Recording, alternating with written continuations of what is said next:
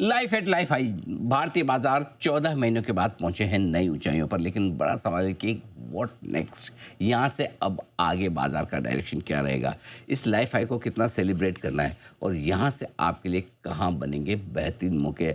इस खास सीरीज में आइए हम स्वागत करने जा रहे हैं बाजार के जाने माने दिग्गज और हिंदुस्तान के वेल्थ क्रिएशन के सबसे बड़े expert Motilal Oswal financial services के चेयरमैन और को फाउंडर रामदेव अग्रवाल हमारे साथ है इस वक्त हमारे स्टूडियो में। रामदेव सर, गुड मॉर्निंग, बहुत बहुत स्वागत है सर, आपको धन्यवाद स्टूडियो में आने के लिए। सर पहले तो बधाई स्वीकार करें, कॉम्प्लीमेंट्स। लाइफ हाई बनाया सर, मतलब मैंने थोड़ी बनाया, इन्वेस्टर्स ने बनाया, बाजार ने बनाया, जिसने भी बनाया हम सब ने मिलकर बनाया। क्या है, लाइफ हाई ठीक है, मतलब सबसे ऊंचा है, लेकिन अभी तो बहुत हाईज होने हैं। तो अभी तो मतलब आप पड़ाव तक भी नहीं पहुंचे हो आप। एवरेस्ट तो बहुत दूर है, एवरेस्ट दूर है, बहुत दूर है। बस ये सबसे बड़ी चीज़ यही पूछनी थी कि हाँ मतलब ये सिर्फ छोटा सा मुकाम है, मंजिल नहीं है, बेस कैंप है, ये बेस कैंप है परमानेंट। तो क्या है, बेस कैंप से वो हर 5 साल में वो नई चढ़ाई की तैयारी चढ़ाई करते हैं। एक्चुअली अनलिमिटेड है, मतलब एक्चुअली निफ्टी जो है ना, मतलब अपने लाइफ टाइम में मतलब लिटरली मिलियन में भी जा सकता है, इस टाइप का है। सो मिलियन मतलब 10 लाख होता है सर। हाँ, वैसा भी हो सकता है। अभी मैं 100 वाला सेंसेक्स अभी 82,000 है। हाँ, सो भी आपने देखा हुआ है सर? वो मैं देखा हूँ 800 गुना 800 गुना 800 गुना हो गया ना, 820 गुना 820 गुना बिल्कुल हुआ है। तो 820 गुना फिर होगा आगे। 820 गुना तब हुआ है सर जब डिविडेंड हटा के। हाँ, वो गिनले तो शायद हजार गुना हो गया। तो हजार। तो मैं खुद देखा हूँ। तो एक्चुअली क्या, फिनेंशियल वेल्थ जो है ना, इट्स अ कंसेप्ट एंड ये लोगों को मानना पड़ेगा कि अथाह ग्लोबल वेल्थ है। आज देखिए कंसेप्ट ऑफ वेल्थ कैसे बदल गया है। 200-400 साल पहले लोगों के पास जमीन हो गई, घर हो गए, सोना चांदी हो गया, वही टोटल वेल्थ था। फिर धीरे धीरे क्या हुआ कि भाई स्टॉक्स आने लगे। 10-20% जो बहुत होशियार थे, they started counting stocks also as wealth. आज देखिए आप जितने भी रिच लोग हैं, राइट, उनके पास सिर्फ स्टॉक्स है। करेक्ट। कोई पूछेगा कि वॉरेन बफेट के पास कितना सोना चांदी है? ना, कोई नहीं पूछता। कोई पूछता है कितने एकड़ जमीन है उसके पास? नहीं। कितने घर हैं? कोई नहीं पूछता। इलॉन मस्क के पास $400 बिलियन क्या है? उसका शेयर्स है। तो shares is a source of wealth, biggest source of wealth. Okay, और कितना शेयर का दाम हो सकता है वो अथाह है। ओके, तो क्या है, वेल्थ ड्राइव्स द। पहले क्या था, इकोनॉमी वाज स्मॉल, मतलब समझ लो 10 साल पहले तक, सिर्फ 10 साल पहले तक इकोनॉमी बड़ा था। जैसे मतलब 100 ट्रिलियन डॉलर की इकोनॉमी थी। Total market cap in the world था वो समझिए 50, 60, 70 ऐसा था। अब जो है वर्ल्ड इकोनॉमी है 125 ट्रिलियन की और वर्ल्ड मार्केट कैप है 141, 140, 150, थोड़ा सा ज़्यादा, तो ज़्यादा हो गया। अमेरिका में वो 2.5 टाइम्स हो गया, 30 ट्रिलियन का उसका जीडीपी है और मार्केट कैप हो गया 70। तो आज के दिन में economy is driven by the stock market, not other way around. Right. India में भी अभी आपका 350 लाख करोड़ का आपका जीडीपी है, राइट, लेकिन 480 लाख करोड़ का मार्केट कैप हो गया। तो अब जो है बाजार जो है इकोनॉमी को चलाएगा। मतलब इकोनॉमी जितनी जीडीपी बढ़ेगी उससे कहीं ज़्यादा बाजार बढ़ेगा और बढ़ रहा है, वो ट्रेंड आ रहा है। वो हो रहा है, मतलब ट्रेंड आ गया। 2 टाइम 3 टाइम, अभी हम डे टाइम में अमेरिका 2-2.25 टाइम में पहुंच गया है। अब ये 4 में जाएगा, 5 में जाएगा, वो समय बताएगा कैसे होगा। लेकिन ये बहुत बदलते हुए ये है, बदलता हुआ सीन है। और इसमें क्या है, आपको ये फेथ रखना है कि आगे विश्व में वेल्थ बहुत बनेगा और इंडिया में बहुत बनेगा।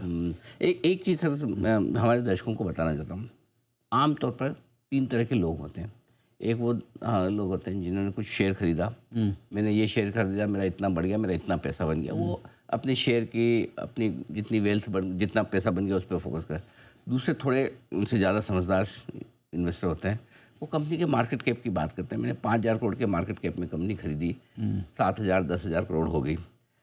लेकिन असली और बड़ा विजन जो रामदेव सर ने बताया है, वो पूरी कंपनी की नहीं, पूरी इकोनॉमी की वेल्थ की बात करते हैं कि किस तरह से इकोनॉमी की। सर ये 3.5 लाख करोड़ से आज जीडीपी है, 4,30,000 करोड़ का मार्केट कैप है, 4,80,000 करोड़ का मार्केट, 480 लाख करोड़, 480 लाख करोड़ का मार्केट कैप है।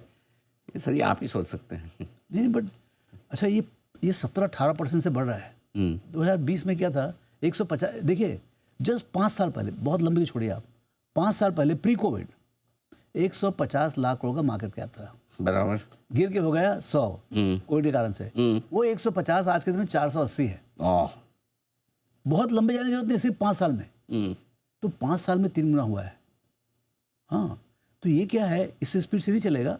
लेकिन अभी आप लंबे 25-30 साल का नंबर करें तो करीब 17 से 18% से बढ़ता है।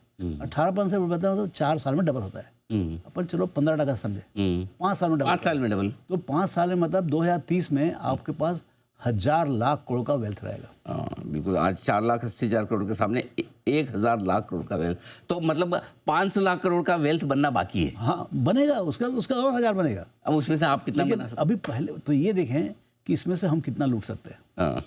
लूट सकते हैं। आई लाइक लूटना ही पड़ेगा आपको। ऐसा हाथ में हाथ दे जाके प्रसाद लेके नहीं आ जाने का। SBI में जाके अन्नकूट की तरह लूटना चाहिए। लूटो भाई, लूट सके तो लूट। ऐसा है, कितना बड़ा कटोरा लेके जाते पानी लाने के लिए, ऐसा। इंटरेस्टिंग वो है।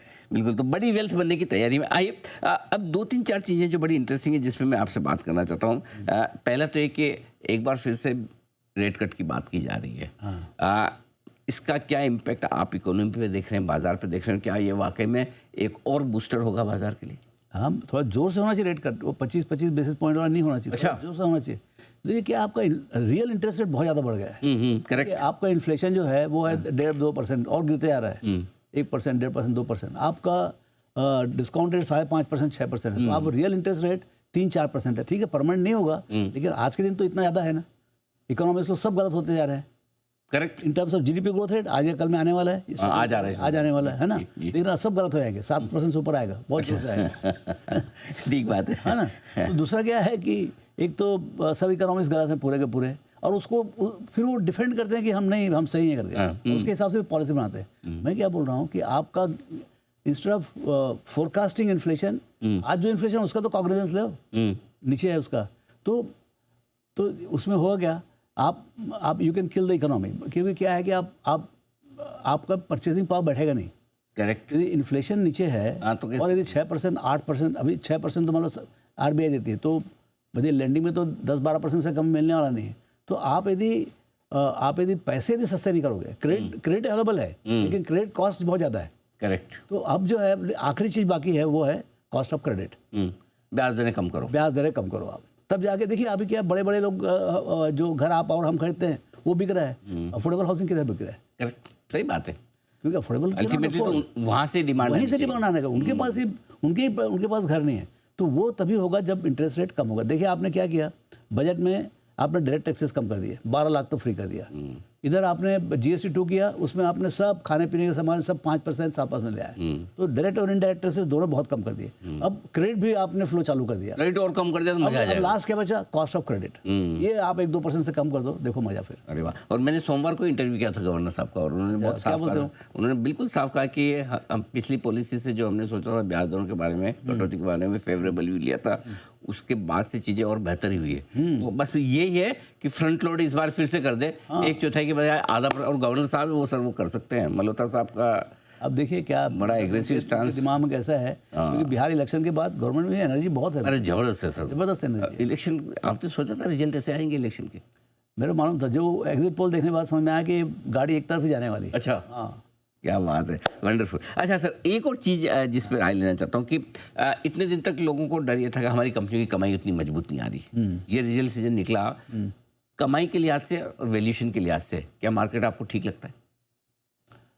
मार्केट जो है वो ठीक ही है। क्या है मतलब, सिर्फ ऐसा अत्याचार नहीं है, सस्ता नहीं है, ये बात जो बहुत सस्ता नहीं है, बहुत महंगा भी नहीं। हाँ, नहीं महंगा तो है थोड़ा। अच्छा, महंगा पक्का है, स्पॉट्स में डेफिनेटली महंगा है। तो आपको मेहनत करनी पड़ेगी। अच्छा, मतलब ऐसा नहीं कि शेयर्स नहीं जो रिजनेबली प्राइस है। जैसे आप प्राइवेट सेक्टर बैंक देखो, आप इतना बड़ा सेगमेंट, पूरा बैंकिंग सेगमेंट, आपको SBI मिलता है लेस देन 1 बुक।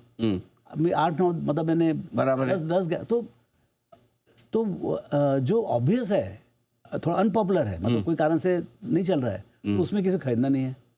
गरम में जाने का है, जहाँ पर सब लोग, सारी दुनिया लगी, अरे भाई, लेकिन you can not buy popular and cheap. दोनों साथ में नहीं होगा, दोनों नहीं हो सकता है। तो you have to find some balance कि भाई कहाँ पर आपको सही जगह मतलब आगे। जो देखिए अभी क्या हो रहा है, सब जितने पॉलिसी चेंजेस आ रहे हैं उसका सबको इफेक्ट आगे आएगा। देखिए जैसे ऑटोमोटिव है, ऑटोमोटिव में जो आग लगा है, जो GST 2 हुआ है, वो अभी आप देखना 1 तारीख को 1 तारीख को नंबर आएंगे तोड़ फोड़ आएंगे, पर्टिकुलरली टू व्हीलर्स के। टू व्हीलर्स में क्या टिपिंग पॉइंट हो गया अब, दोनों काम हो गए ना सर। हाँ। जीएसटी भी कट गया, थोड़े टैक्स कम से अभी बहुत सा डिमांड आएगा मेरे ख्याल से। This is the best run for two wheelers in next 5 years 6 years till, मतलब इतना काम। अभी क्या है देखिए, कार के लिए अभी भी थोड़ा पर कैपिटा इनकम कम है, $2,500 में कार के उतना डिमांड नहीं आता है, तो आपको 4,000 के आसपास चाहिए, तो वो 3-4 साल 5 साल आगे है। बाइक के लायक तो हो गए हम। बाइक अब तो बाइक के लायक एकदम हो गया, मतलब मेरा तो भिखारी कोई बाइक चाहिए ऐसा है।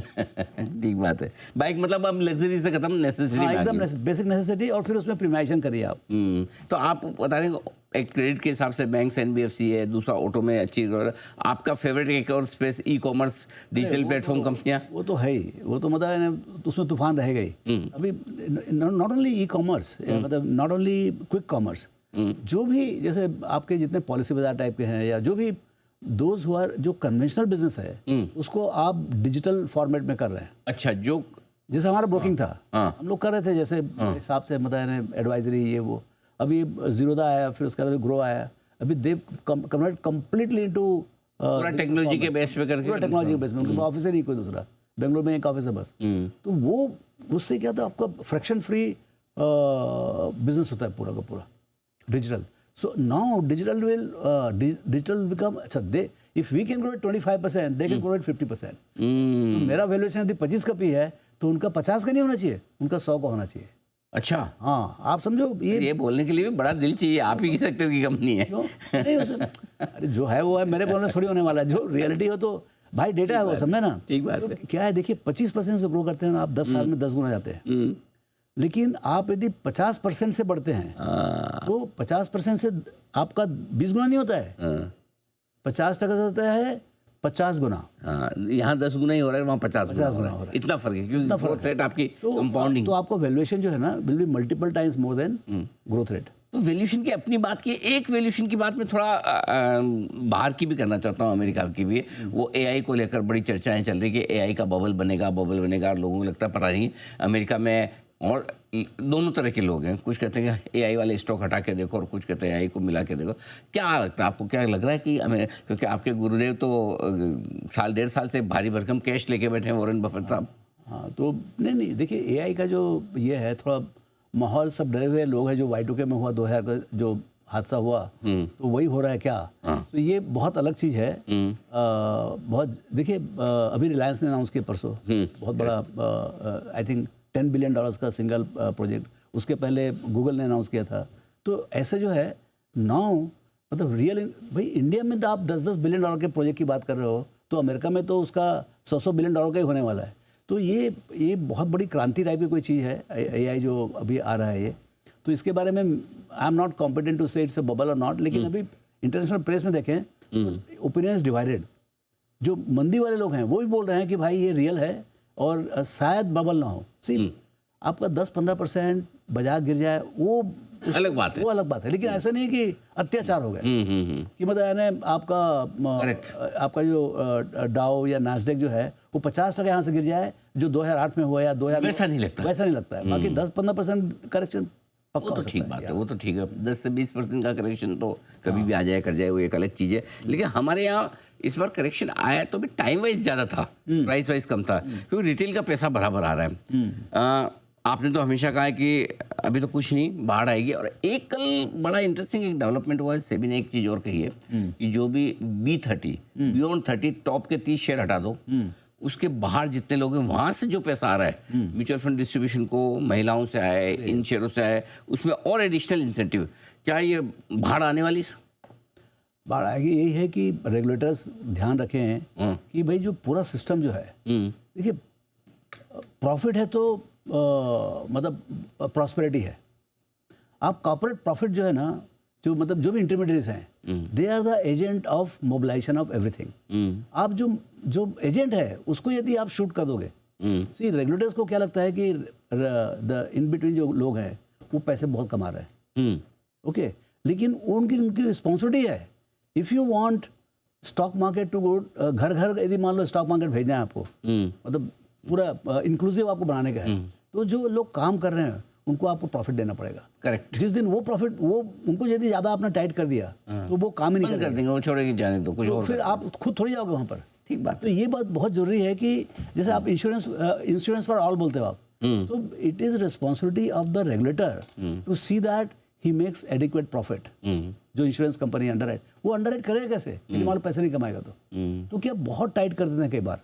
सो रेगुलेटर्स को जो है थोड़ा सा ध्यान रखना, they have done wonderful job otherwise, but थोड़ा सा जो है ना मतलब ये रखें कि जब तक, और ये क्या है, जब तक ये प्रॉफिट है तब तक प्रॉस्पेरिटी है, और जिस दिन प्रॉफिट आपने ज़्यादा ऐड दिया, डिफिकल्टी ले आई। देखिए 5 साल पहले ऑन बोर्डिंग बहुत तकलीफ था जी, तो कितने मिलते थे हमको? 3 लाख कस्टमर आते थे। जैसे आप ऑन बोर्डिंग आपने स्मूथ किया, कितना आ रहा है? 30 लाख कस्टमर आ रहे हैं। करेक्ट।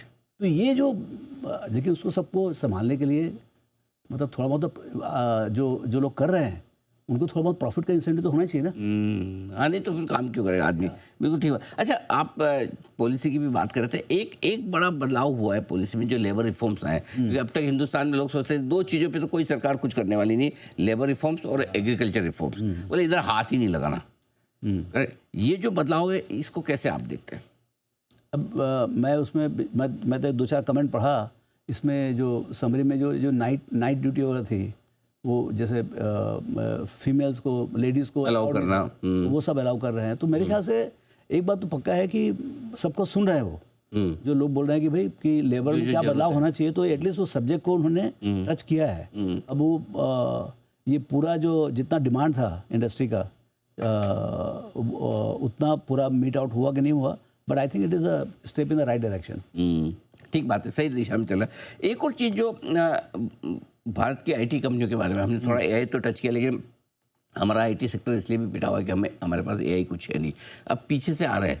क्या आपको लगता है कि क्या आईटी कंपनियों में पैसा लगाना चाहिए, या फिर हमारी आईटी कंपनी थोड़ी कॉम्प्लिसेंट हो गई कि ठीक है जो चल रहा है चलने दो, नया कुछ कर नहीं रहे हैं? मतलब कई लोग ये भी कंप्लेन करते हैं, आप तो बड़ी पकड़ रखते हैं कॉर्पोरेट इंडिया पे कि निफ्टी की 50 या देश की टॉप 100 कंपनियों में देखो ना, कौन सा कोई कंपनी या कौन सा कोई बड़ा ग्रुप नया बिजनेस करने के बारे में या नया कुछ करने की सोच रहा है। तो क्या कहीं वो एक मिसिंग है भारत में? नहीं, ऐसा कुछ नहीं है। सी आपका देखिए बिजनेस बहुत सिंपल है। आप डिमांड खड़ा करो, इधर बिजनेसमैन जो है ना वो आपको मतलब आप जिस स्पीड से डिमांड खड़ा होगा उसके ज़्यादा स्पीड से सप्लाई करेगा वो। भाई आप आपके इकोनॉमी में डिमांड है नहीं कोई चीज़ का, तो सप्लाई, देखिए आपको सोलर का डिमांड लेके आया, तो सोलर ही सोलर चारों तरफ, उसमें कोई तकलीफ हो रही है? नहीं। दनादन 20,000 30,000 40,000 मेगावाट आप लगाते जा रहे हो, विद सब बहुत डिफिकल्टियाँ हैं, इंफ्रास्ट्रक्चर डिफिकल्टी बहुत है, आसान नहीं। कहीं पर आपको ग्रिड से कनेक्टिविटी नहीं है, कहीं पर कहीं पर और कुछ रुक रहा है, कहीं पर और रुक रहा है, लेकिन उसके बावजूद because there is a profit and there is a demand, सब कुछ आते जा रहा है, बनते जा रहा है, मॉडल यहाँ बन रहा है, वहाँ से भी आ रहा है, इम्पोर्ट्स भी हो रहा है और इंस्टॉल भी होते आ रहा है। तो ये बात, ये अपने को देखने का भाई हर चीज़ का डिमांड है। जैसे भी आप मोटरसाइकिल आपने डिमांड खड़ा किया, GST 2 हुआ, तो सच अभी देखिए कितना प्राइवेट कैपेक्स आएगा इन द रिस्पेक्टिव इंडस्ट्रीज। तो ये तो क्या है, ये तो स्टार्व कंट्री है, यहाँ पर लिमिटेड इनकम है, अनलिमिटेड डिमांड है, मतलब वांट है, डिमांड नहीं। ठीक बात। तो मैं कैसे लिमिटेड इनकम में ज़्यादा से ज़्यादा डिमांड खड़ा करूँ? तो वही मैजिक है और क्या है। अब वो जो मैनेजर्स हैं, इकोनॉमी के मैनेजर हैं या रेगुलेटर्स हैं या बॉसेस जो हैं दिल्ली में बैठे हैं, they have to figure out कि भाई, और ये कर रहे हैं, सही कर रहे हैं वो सब पूरा। दिल्ली और अमेरिका के बीच में एक और कश्मकश चल रही है ट्रेड डील को लेकर। क्या लगता है सर आपको, इतनी लंबी चल चुकी है, आगे किस तरह का, कैसी ट्रेड डील भारत के लिए अच्छी रहेगी, क्या असर होगा इकोनॉमी पर, बाजार पर? नहीं देखिए, अमेरिका सबसे बड़ा, मतलब अमेरिका गांव का सेठ है, मैं बोलता हूँ, दादा है, गांव ठाकुर है वो, ठाकुर है। मतलब भाई आप वेल्थ वाइज देखो, इकोनॉमी वाइज देखो, सही से, मतलब आपका 150 ट्रिलियन में 70-72 ट्रिलियन तो अकेला उसका ही है। तो उसकी गर्मी है उसको, मतलब वेल्थ है। तो we can not, I mean we have to listen to them and we are listening to them. We are, मतलब जो निगोसिएशन हो रहे हैं बहुत अच्छे हेल्दी लाइन्स में हो रहे हैं, ठीक है, महीना 15 आगे पीछे साइन हो जाएगा। मतलब they also know importance of India, लेकिन हमारे लिए ज़्यादा इम्पोर्टेंट है, बहुत ज़्यादा इम्पोर्टेंट है।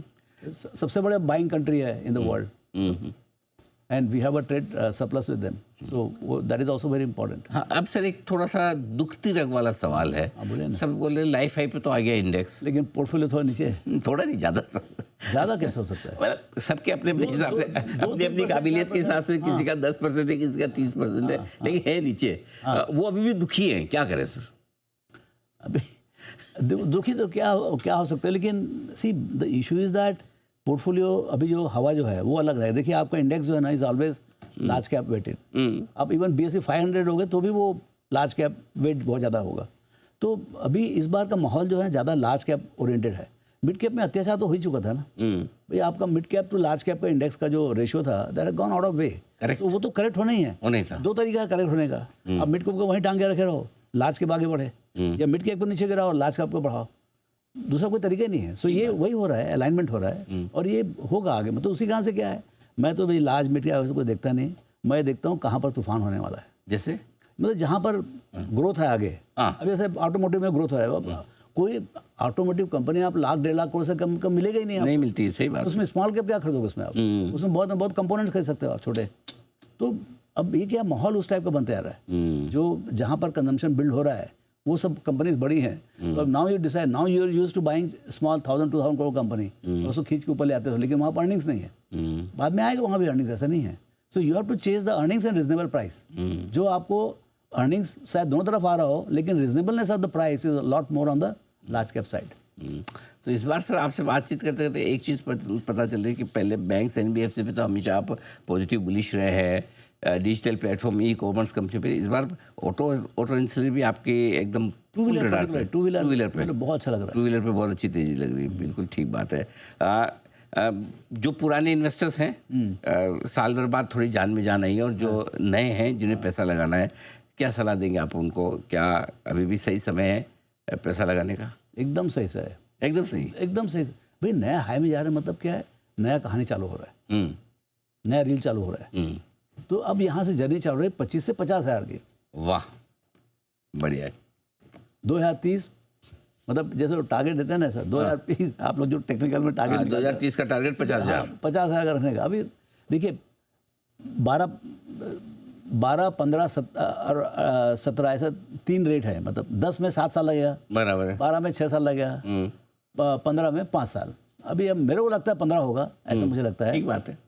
बिकॉज ऑफ जो इन्वेस्टर्स आ रहे हैं और उसका जो इफेक्ट आएगा, जो वेल्थ इफेक्ट का, जिसका ये जो वेल्थ क्रिएशन हुआ है, देखिए 300 लाख करोड़ बना है, 330 लाख करोड़ बना है 5 साल में। करेक्ट। लोग खर्चा किए ही नहीं है, खाली शादी ब्याह में खर्च कर रहे हैं और फ्लैट खरीद रहे हैं। तो वो खर्चा जो है ना आएगा अभी, धीरे धीरे बढ़ेगा। हाँ, so that will surprise the economist, क्योंकि इकोनॉमिस्ट उल्टा देखता है।